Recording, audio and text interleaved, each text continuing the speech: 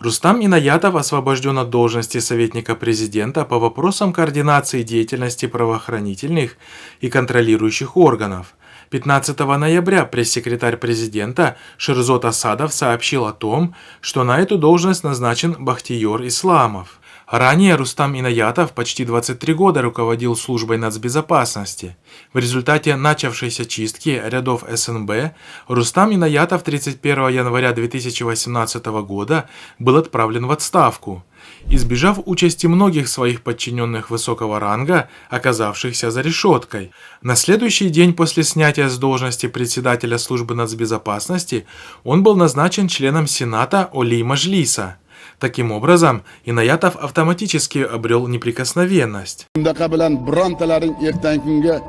Ishlamaysilar. Ana shuni hammamiz bilishimiz kerak. Odamlar aytsa, baho bitta odamlar beradi.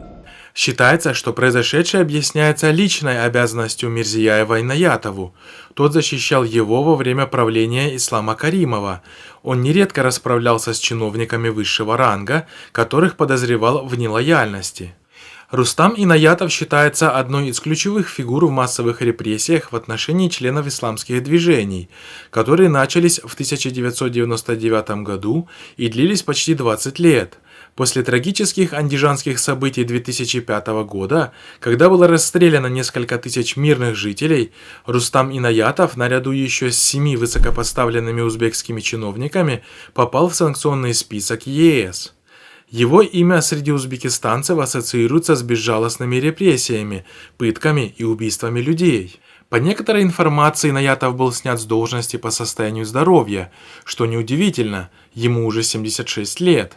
Назначенный же на его место Бахтиер Исламов оказался свояком и земляком президента, как сообщил Хабархо, собственный источник из Ташкента, на условиях анонимности. Таким образом, Мирзияев укрепил свой клан во власти еще одним назначением. Agar tasavvur qilib tahlil qilsak, biz oxirgi 5 yil